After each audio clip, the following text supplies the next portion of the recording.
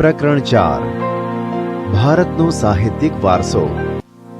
વિદ્યાર્થી મિત્રો, માનવીએ પોતાના વિચારો, ભાવો, લાગણીઓ અને ઉર્મિઓ વગેરેને અન્ય માનવી કે પ્રાણીઓ સુધી પહોંચાડવા માટે કેટલાક હાવભાવ, સંકેતો કે ચિત્રોનો આશરો લીધો અને કેટલાક ધ્વનિઓ કર્યા। તેમાંથી બોલી અને લિપિનો ઉદ્ભવ થયો। આ લિપિએ ભાષાના ઘડતરમાં મોટો ફાળો આપ્યો। સમયાંતરે પોતાના વિચારો અભિવ્યક્ત કરવા માટે ભાષાનો ઉપયોગ થયો। આ ભાષાના સર્જનાત્મક પ્રયોગથી સાહિત્યનું સર્જન થવા પામ્યું। પ્રાચીન કાળથી ભારતીય સાહિત્ય તેની વિવિધતા અને વિશિષ્ટતા માટે પ્રખ્યાત છે। ભારતના વિદ્વાનોએ પ્રાચીન સાહિત્યના 2 ભાગ પાડ્યા છે, 1 વૈદિક સાહિત્ય અને 2 પ્રશિષ્ટ સાહિત્ય। આ ઉપરાંત કેટલીક બોલીઓ એટલે કે લોકભાષાઓમાં રચાયેલું સાહિત્ય પણ પ્રચલિત હતું। ભાષા અને સાહિત્ય।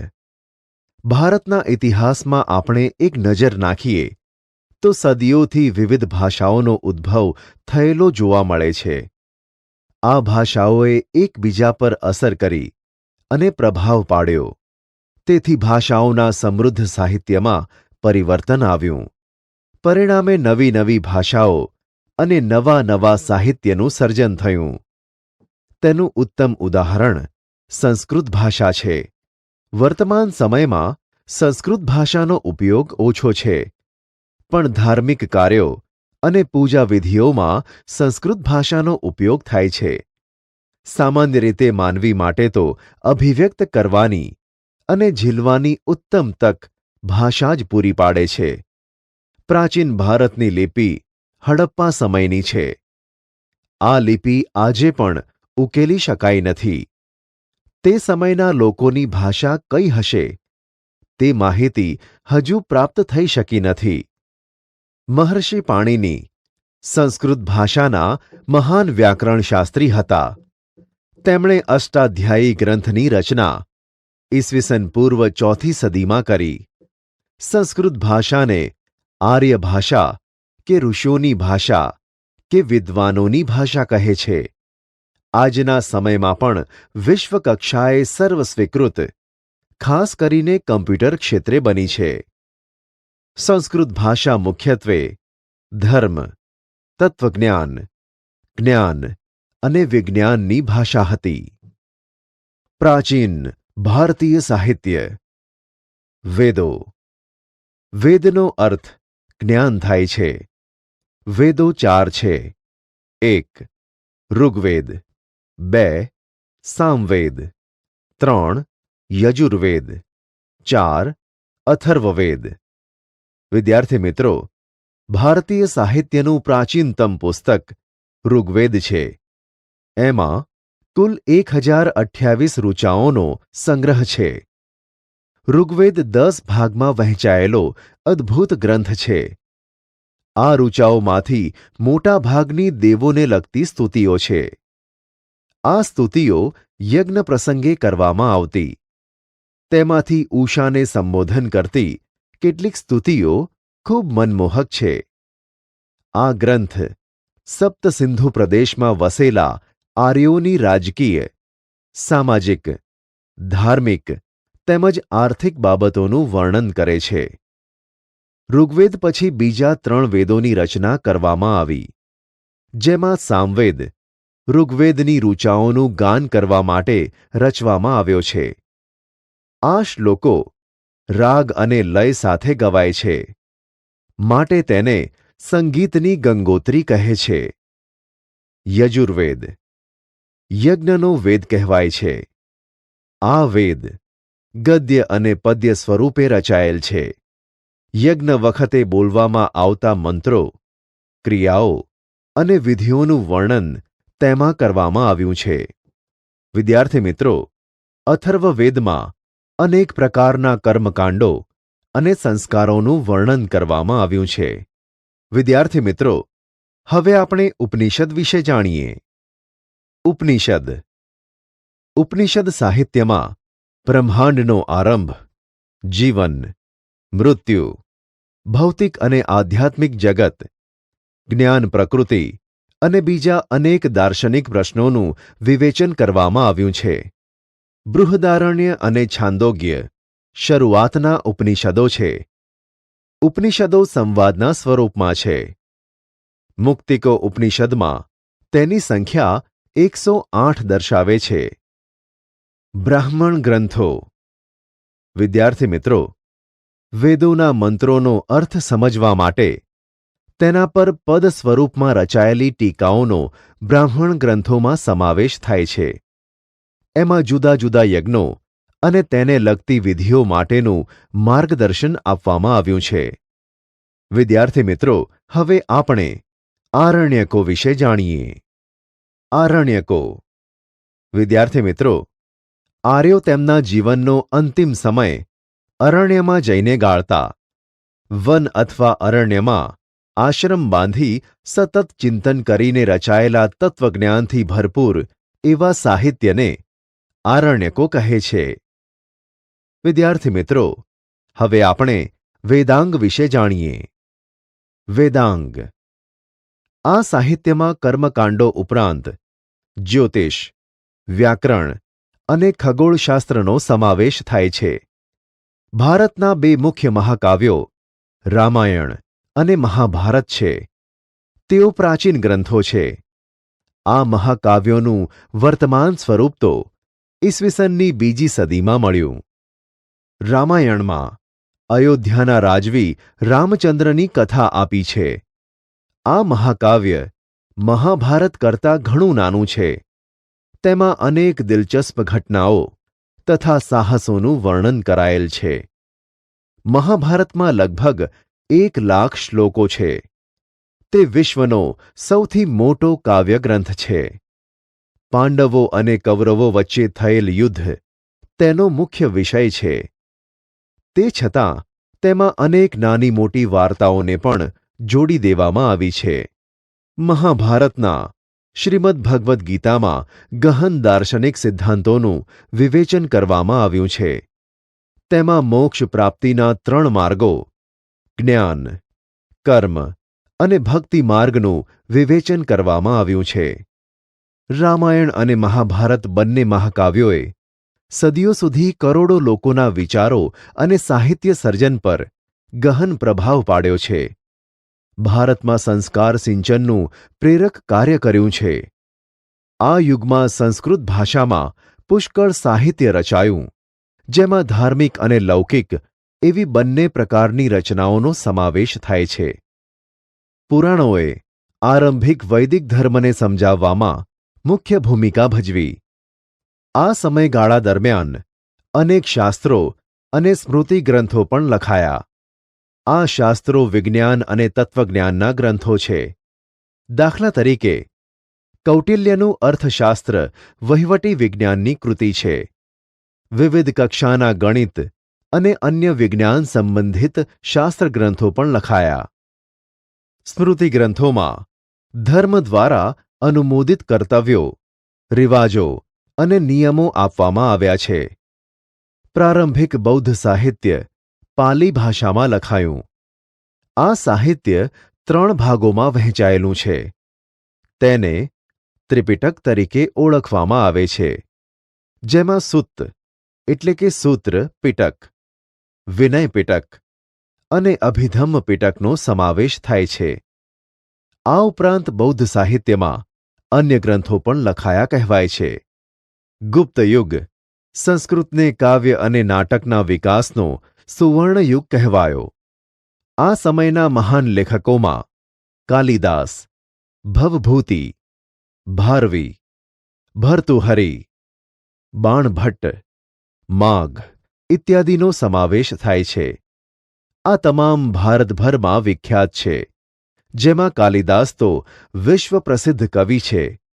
પોતાની ઉત્તમ કાવ્યકલા અને ઉત્કૃષ્ટ નાટ્યશૈલી, કુમાર સંભવ, રઘુવંશ, મેઘદૂત, ઋતુસંહાર, અભિજ્ઞાન શાકુંતલમ વગેરે કાલિદાસના ગ્રંથો છે.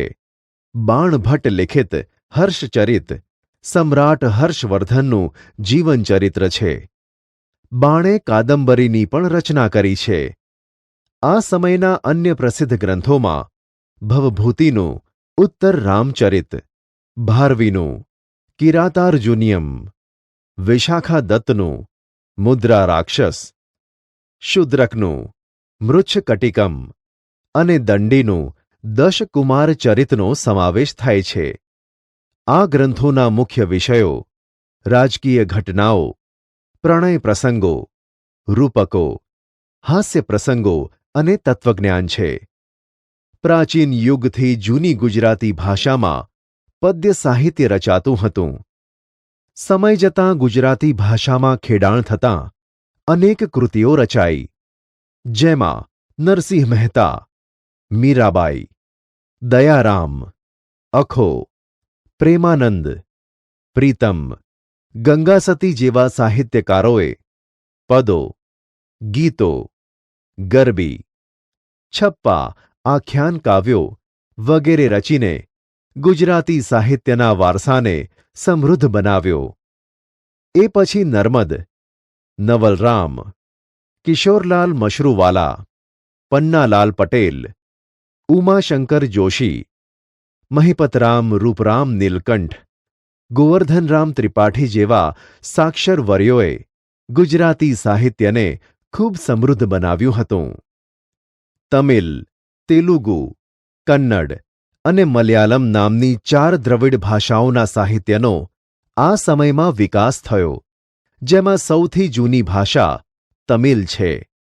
તેનું સાહિત્ય ઈસવીસનના પ્રારંભ જેટલું જૂનું છે. ભારતની પ્રચલિત પરંપરા અનુસાર 3 સંગમોનું આયોજન થયું, જેમાં અનેક સંતો અને કવિઓએ પોતાની રચનાઓ તૈયાર કરી. સંગમ સાહિત્યના અનેક વિષયો છે, જેમ કે રાજનીતિ, યુદ્ધ, પ્રેમ પ્રસંગ વગેરે. આ સાહિત્યનો પ્રસિદ્ધ ગ્રંથ એતુથોકઈ, 8 કાવ્યોનું સંકલન, તોલ્કાપ્પિયમ, વ્યાકરણ ગ્રંથ અને પથ્થુપાતુ, 10 ગીતો. આ પૈકીના એક કવિ તિરુવલ્લુવરે વિખ્યાત ગ્રંથ કુરલની રચના કરી. આ કાવ્ય ગ્રંથમાં જીવનના અનેક પાસાઓનું વિવેચન કરવામાં આવ્યું છે. શિલપતિકારમ અને મણિમેખલાઈ પ્રારંભિક તમિલ સાહિત્યના વિખ્યાત ગ્રંથો છે. મધ્યકાલીન સાહિત્ય. ઉત્તર ભારતમાં મધ્યયુગની શરૂઆતમાં સંસ્કૃત સાહિત્યની ભાષા બની રહી. આ યુગમાં કાશ્મીરમાં 2 મહાન ગ્રંથો લખાયા, જેમાં પહેલો છે સોમદેવનો કથાસરિત સાગર અને બીજો છે કલ્હણનો રાજતરંગિણી. એમાં રાજતરંગિણી કાશ્મીરના ઇતિહાસને આલેખતો અત્યંત મહત્વપૂર્ણ ગ્રંથ છે. સાચા અર્થમાં તે ભારતનો સર્વપ્રથમ ઐતિહાસિક ગ્રંથ છે. આ સમયની બીજી મહત્વની રચના જયદેવનું ગીત ગોવિંદ છે, જેની ગણના સંસ્કૃતના સુંદરમાં સુંદર કાવ્યગ્રંથોમાં થાય છે. આ સમયે અપભ્રંશ થયેલી ભાષામાંથી આધુનિક ભારતીય ભાષાઓનો વિકાસ શરૂ થયો. કવિ ચંદબદરાઈ રચિત પૃથ્વીરાજ રાસો હિન્દી સાહિત્યનો પ્રારંભિક ગ્રંથ છે. પૃથ્વીરાજ ચૌહાણના વીરતાપૂર્ણ કાર્યોનું વર્ણન કરતા આ ગ્રંથની રચનાથી હિન્દી સાહિત્ય જગતમાં વીરગાથા યુગનો પ્રારંભ થયો. આ સમયે દક્ષિણ ભારતમાં સંસ્કૃત સાહિત્યની મોટા પ્રમાણમાં રચના થઈ, જેમાં શંકરાચાર્યનું ભાષ્ય મુખ્ય છે. આ સમયમાં દ્રવિડ કુળની ભાષાઓનો વિશેષ વિકાસ થયો. થોડા સમય સુધી કન્નડ સાહિત્ય પર જૈન ધર્મની ગાઢ અસર પડતાં કવિ પંપાએ આદિપુરાણની રચના કરી. 16મા જૈન તીર્થંકરનું જીવન આલેખતું શાંતિપુરાણ કવિ પોન્નાએ તૈયાર કર્યું. આ ઉપરાંત રન્નાએ અજીતનાથ પુરાણ નામની કૃતિઓ રચી. એ યુગના કવિઓ પંપા, પોન્ના અને રન્નાને પ્રારંભિક કન્નડ સાહિત્યની ત્રિપુટી તરીકે ઓળખવામાં આવે છે. કવિ કંબલે તમિલ ભાષામાં રામાયણની રચના કરી. આ ઉપરાંત તમિલ ભાષામાં અન્ય પ્રસિદ્ધ સાહિત્ય પણ રચાયું.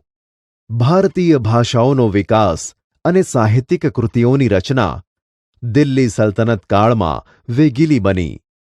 હિન્દી ભાષાના બે સ્વરૂપો વ્રજ અને ખડી બોલીનો પણ સાહિત્યિક રચનાઓમાં વિનિયોગ થવા લાગ્યો. આ બંને ભાષાઓમાં અનેક ભક્તિ ગીતો રચાયા. હિન્દી અને ગુજરાતી ભાષા સાથે મળતી આવતી રાજસ્થાની ભાષામાં વીરગાથાઓ લખાઈ. આલ્હા, ઉદલ, બિસલદેવ અને રાસો આ સમયની વિખ્યાત વીરગાથાઓ છે. આ ઉપરાંત અન્ય આધુનિક ભારતીય ભાષાઓમાં પણ સાહિત્ય રચવાનું શરૂ થયું. મુલ્લા દાઉદનો ગ્રંથ ચંદ્રાયન એ અવધી ભાષાનો સૌથી જૂનો ગ્રંથ મનાય છે. જો કે પ્રાચીન ગ્રંથો પરના ભાષ્યો હજુ પણ આ સમયે સંસ્કૃત ભાષામાં રચાતા હતા. ફારસી ભાષા દિલ્હીના સુલતાનોની રાજભાષા હતી. તેના સાહિત્યની અસર રૂપે અનેક ફારસી શબ્દોનો સમાવેશ ભારતીય ભાષાઓમાં થયેલો જોવા મળે છે. આ યુગમાં અનેક ઇતિહાસકારો થયા, જ્યાં ઝિયાઉદ્દીન બર્નીએ તારીખે ફિરોજશાહીની રચના કરી, જેમાં ખલજી અને તુગલક વંશના રાજ્યનું વિસ્તૃત વિવરણ કરવામાં આવ્યું છે. તેણે રાજકીય સિદ્ધાંતો ઉપર ફતવાએ જહાંદારી નામનો ગ્રંથ પણ લખ્યો. અમીર ખુશરો આ સમયનો સૌથી મહાન સાહિત્યકાર ગણાય છે. તેઓ એક કવિ, ઇતિહાસકાર, રહસ્યવાદી સંત અને સંગીતકાર હતા. સુપ્રસિદ્ધ હઝરત નિઝામુદ્દીન ઔલિયા તેના ગુરુ હતા. તેની મહત્વની કૃતિઓમાં આસિકા, નૂર, સિપિહર અને કિરાતુલ સદાયનનો સમાવેશ થાય છે. આ ઉપરાંત તેમણે અનેક કાવ્યગ્રંથોની પણ રચના કરી. તેમને પોતાને ભારતીય હોવા પર ગર્વ હતો. તેથી તે ભારતને પૃથ્વી પરનું સ્વર્ગ ગણાવતા હતા. તેમણે પોતાના પુસ્તકોમાં ભારતનું વાતાવરણ, એની સુંદરતા, એની ઇમારતો અને એના જ્ઞાન વિજ્ઞાનના પુષ્કળ વખાણ કર્યા છે. તે દ્રઢપણે માનતા હતા કે હિન્દુ ધર્મનું સારતત્વ અનેક રીતે ઇસ્લામ સાથે મળતું આવે છે. તે દિલ્હીની આજુબાજુ બોલવામાં આવતી ભાષાને હિન્દવી કહેતા અને તેને પોતાની માતૃભાષા ગણાવે છે. આ ભાષામાં તેમણે અનેક કવિતાઓ રચી છે. તેમણે હિન્દી અને ફારસીને ભેગી કરી દ્વિભાષી ચોપાઈઓ અને દુહાઓ પણ રચ્યા. તેમણે શરૂ કરેલ આ સ્વસ્થ પરંપરા તેમના પછી સદીઓ સુધી ચાલુ રહી. પ્રાદેશિક ભાષાઓ અને તેના સાહિત્યને પ્રાદેશિક શાસકોએ વેગ આપ્યો. ભક્તિ માર્ગના સંતોએ લોકોની ભાષામાં ઉપદેશ આપ્યો. તેમાં કબીર જેવા અનેક સંત કવિઓનો સમાવેશ થાય છે. એ વખતે ભોજપુરી અને અવધી હિન્દી ભાષાની મુખ્ય બોલીઓ હતી. કબીરની રચનાઓ મુખ્યત્વે સધુકડી લોકબોલીમાં છે. તેના દોહરાઓ લોક સાહિત્યનું અંગ બન્યા છે. મલિક મુહમ્મદ જાયસીએ અવધીમાં પદ્માવત નામનું મહાકાવ્ય લખ્યું. આ ઉપરાંત તુલસીદાસનો પ્રસિદ્ધ ગ્રંથ રામચરિતમાનસ આ સમયે અવધી ભાષામાં લખાયો. આ યુગમાં અવધી ભાષાના બીજા કવિઓ પણ થયા. આ યુગમાં હિન્દી ઉપરાંત બીજી ભાષામાં પણ સાહિત્ય રચાયું.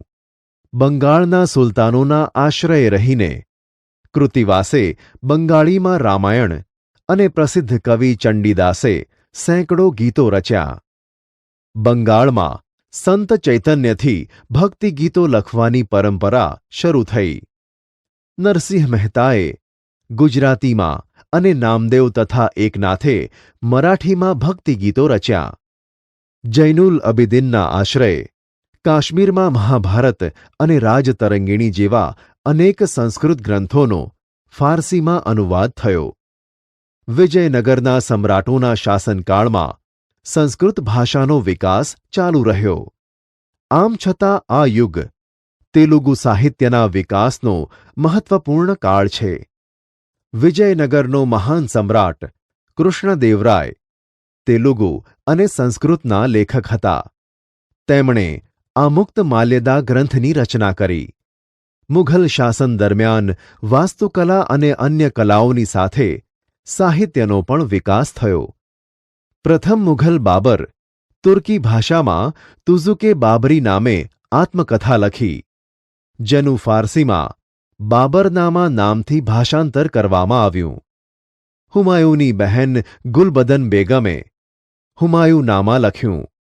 જહાંગીરે તુઝુકે જહાંગીરી નામની પોતાની આત્મકથા લખી. ઔરંગઝેબ પણ સિદ્ધહસ્ત લેખક હતો. છેલ્લો મુઘલ સમ્રાટ બહાદુર શાહ ઝફર પણ એક ઉર્દૂ કવિ હતો.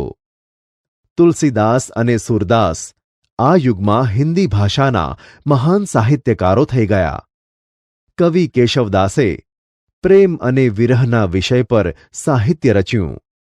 રહીમના દોહરા દેશના ઘણા ભાગોમાં આજે પણ પ્રસિદ્ધ છે. આ સમયે ફારસી ભાષામાં પણ અનેક નોંધપાત્ર પુસ્તકો લખાયા. અબુલ ફઝલે આયને અકબરી અને અકબરનામા લખ્યું. આયને અકબરીમાં ભારતીય રીત રિવાજો, શિષ્ટાચારો, ધર્મદર્શન, આર્થિક સ્થિતિ અને જીવનના લગભગ તમામ પાસાઓનું વિસ્તૃત વર્ણન કરવામાં આવ્યું છે. એક ઐતિહાસિક કૃતિ તરીકે આ ગ્રંથ ઘણો જ મૂલ્યવાન છે. અબુલ ફઝલનો ભાઈ ફૈઝી ફારસી ભાષાનો એક મહાન કવિ હતો. તેણે અનેક સંસ્કૃત ગ્રંથોના ફારસીમાં અનુવાદ કર્યા. અકબરે તો મહાભારત, રામાયણ, અથર્વવેદ, ભગવદ્ ગીતા અને પંચતંત્ર જેવા ગ્રંથોના અનુવાદ કરવા માટે એક અલગ ખાતાની સ્થાપના કરી હતી. અકબરના સમયમાં ઇતિહાસના ઘણા ગ્રંથો લખાયા. મધ્યયુગની સૌથી મહત્વની ઘટના ઉર્દૂ ભાષાના જન્મની છે. આ નવી ભાષા સાહિત્યની દ્રષ્ટિએ સૌથી સમૃદ્ધ એવી અન્ય આધુનિક ભાષાઓની હરોળમાં આવી ગઈ. આ ભાષામાં વલી, મીરદર્દ, મીરત કી મીર, નઝીર અકબરાબાદી, અસદુલ્લા ખાન, ગાલિબ જેવા મહાન કવિઓ થયા. 18મી સદીમાં ઉર્દૂ ગદ્યનો પણ વિકાસ થયો. સંસ્કૃતના મોટા ભાગના ઐતિહાસિક ગ્રંથોનું ઉર્દૂમાં ભાષાંતર થવા લાગ્યું. તદુપરાંત ઉર્દૂમાં અનેક મૌલિક ગદ્ય ગ્રંથો પણ તૈયાર થયા, જેમાં મુહમ્મદ હુસૈન આઝાદનો દરબારે અકબરી મહત્વનો ગ્રંથ છે. ભારતની પ્રાચીન વિદ્યાપીઠો. 1. નાલંદા. બિહારના પટણા જિલ્લાના બડગાંવ નામના ગામ પાસે પ્રાચીન નાલંદા વિદ્યાપીઠ આવેલી છે. ભારતીય સંસ્કૃતિમાં બૌદ્ધ અને જૈન પરંપરામાં નાલંદાનું મહત્વ ઘણું છે. આ પ્રાચીન વિદ્યાપીઠમાં મહાવીર સ્વામીએ 14 ચતુર્માસ કર્યા હોવાથી આ સ્થળ જૈન તીર્થ પણ બન્યું હતું. 5મી સદીમાં કુમારગુપ્તે અહીં એક વિહાર બંધાવેલ. ત્યાર પછી નાલંદાની પ્રસિદ્ધિમાં વધારો થયો હતો. ત્યાં હજારો હસ્તલિખિત ગ્રંથોના અમૂલ્ય ભંડારો હતા. નાલંદા વિશ્વવિદ્યાલય હતું. ભારતીય સંસ્કૃતિનું આ એક તીર્થધામ હતું. દેશ પરદેશથી વિદ્યાર્થીઓ અહીં અભ્યાસ કરવા આવતા. મહાન મુસાફર યુએન શ્વાંગ પણ અહીં આવેલ. આજે તો આ મહાન વિશ્વવિદ્યાલયના માત્ર ખંડેરો જ જોવા મળે છે. આમ છતાં તે ખંડેરોમાં ફરતા ફરતા પણ દેશની ભવ્ય સંસ્કૃતિની એક ઝાંખી થઈ શકે છે. નાલંદામાંથી ભણીને બહાર નીકળેલ વિદ્યાર્થી ભારતનો આદર્શ વિદ્યાર્થી ગણાતો. ઈસુની 5મી થી 11મી સદી દરમિયાન નાલંદા શિક્ષણના સર્વોત્તમ સ્થાને હતું. આ સમયે ભારતમાં વિશ્વભરમાં શ્રેષ્ઠતમ ગણાય તેવા ગ્રંથાલયો હતા. તક્ષશિલા તેમજ નાલંદા વિદ્યાપીઠમાં આવેલ ગ્રંથાલયોમાં અભ્યાસ અને સંશોધન કરવા માટે દેશ વિદેશમાંથી અનેક વિદ્યાર્થીઓ આવતા. આમાંનો માત્ર યુએન શ્વાંગ જ 657 હસ્તલિખિત ગ્રંથો પોતાની સાથે ચીન લઈ ગયો હતો. 7મી સદીમાં યુએન શ્વાંગે મુલાકાત લીધી હતી. મહાવિદ્યાલયમાં 7 મોટા ખંડો હતા. વ્યાખ્યાન માટેના 300 ખંડો હતા. વિદ્યાર્થીઓના રહેવા માટેના ખાસ મઠો બાંધવામાં આવ્યા હતા. વિદ્યાપીઠનો નિર્વાહ માટે અનેક ગામો દાનમાં મળ્યા હતા.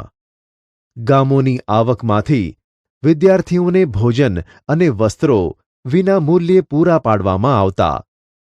અહીંનો ગ્રંથાલયવાળો વિસ્તાર ધર્મગંજ તરીકે ઓળખાતો હતો. ઈસવીસનની 5મી થી 11મી સદી સુધી નાલંદાની ખ્યાતિ અને સુપ્રસિદ્ધિ વિદ્યાકેન્દ્ર તરીકે રહી હતી. 2. તક્ષશિલા. વર્તમાન સમયમાં પાકિસ્તાનમાં આવેલ રાવલપિંડીથી પશ્ચિમે પ્રાચીન તક્ષશિલા વિદ્યાપીઠ હતી.